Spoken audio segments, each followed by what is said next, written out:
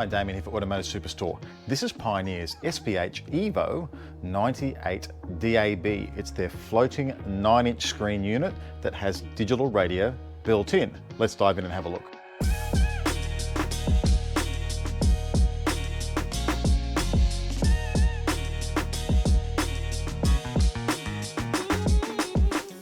Now, 9-inch floating screens have become really popular lately. That's because they're a big upgrade over a traditional double-in unit that's got, say, a 6.5 or 7-inch screen. But they're not huge like some of the 10 and 11-inch screens that can dominate the dashboard and get in the way of vents and stuff like that and other controls. So the 9-inch form factor for a floating screen is a fantastic size for most cars. Now, this one here sits between two other Pioneer 9-inch floating screens. They're called the DMH-ZF7650BT and 9350BT. The main difference on this one here is it's got DAB built in, and so if you really value digital radio, then this is going to be the Pioneer unit for you.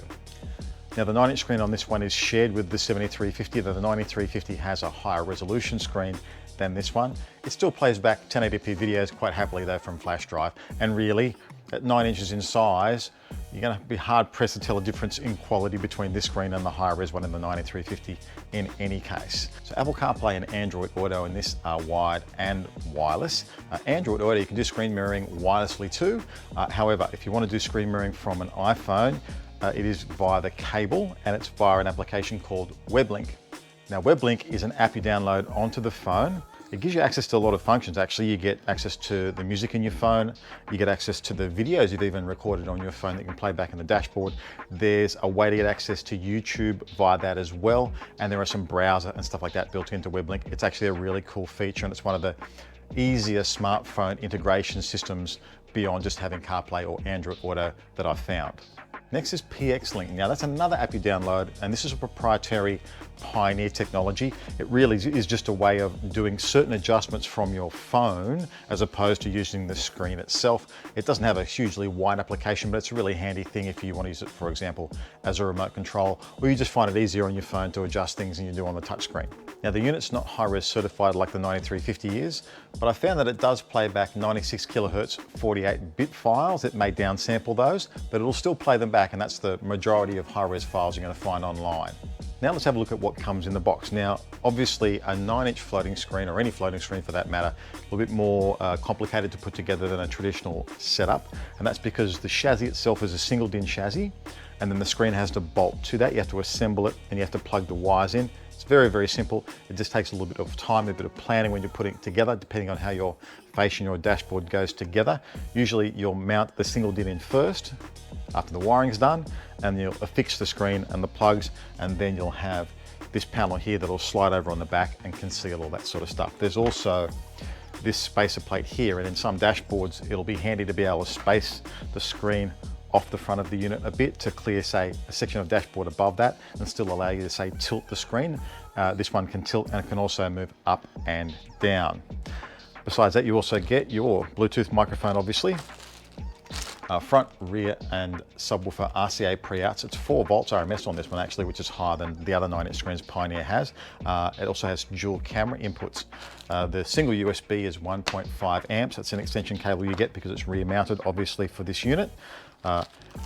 This is your DAB antenna for the digital radio. There is a GPS connector there for the wireless CarPlay and Android Auto. You also get the main loom, obviously, for power, earth and trigger, and for the 4 internal power channels. They're 22 watts RMS by 4, about 50 watts max, and a full owner's manual. So we'll kick off in Apple CarPlay. Here's the split screen that shows the source playing currently, and then an overlay of a map. Come back here and we have access to all our important sources: podcasts, music, Spotify, then navigation apps like Google Maps and Apple's own map service. There's also Waze is available on here. Android Auto works almost the same way, except the only difference is that you swipe up and down to access your apps instead of left and right. It also has a split screen system. Jump back into the main menu. So here's the standard screen. On this side here, you can see this little widget here, and it allows you to get access to a lot of the really common features you need without having to dive into submenus. I really love this about Pioneer units. It's one of the reasons they're so popular. Here we've got our main sources page. You can also adjust your dimmer from here. Hit the gear to go into settings. In the tools here are the basic settings are kind of set and forget. Turn your demo mode on and off, set the steering wheel control, set your clock, things like that. Hit the easel. Here we've got the background, which is your wallpaper you can adjust. Illumination, your primary colors, and then you can choose one yourself.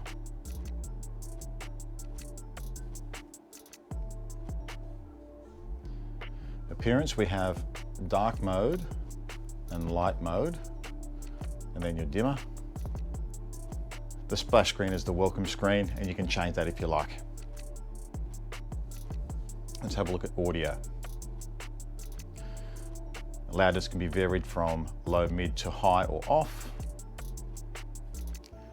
Sound levelizer, low, mid and mid-high.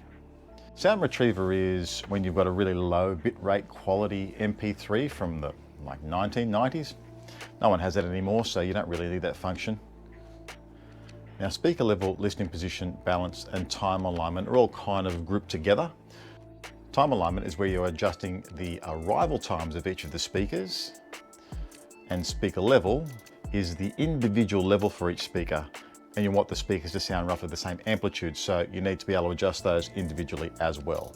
And that kind of differs from listening position, which is it kind of doing a quasi setup for you, versus balance and fader. Now, the reason the unit's not got fader at the moment, it's only got balance left and right, is because we're in what's called network mode, and that's to do with the crossover. So let's have a look at that.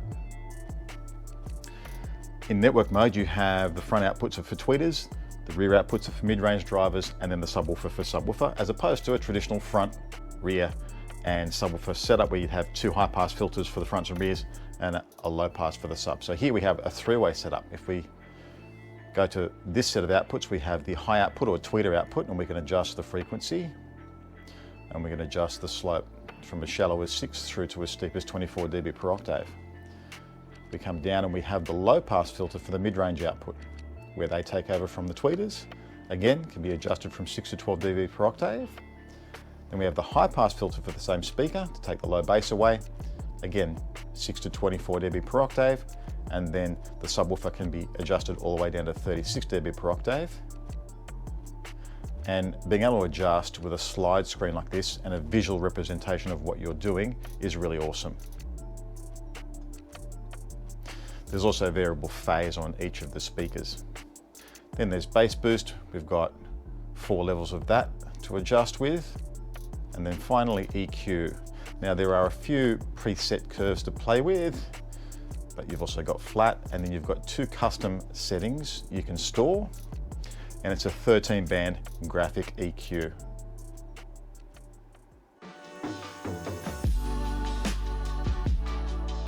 So Pioneer's SPH-EVO98DAB, the unit you want if you want the 9-inch screen with digital radio built in. If you want to grab one, there'll be a link down below.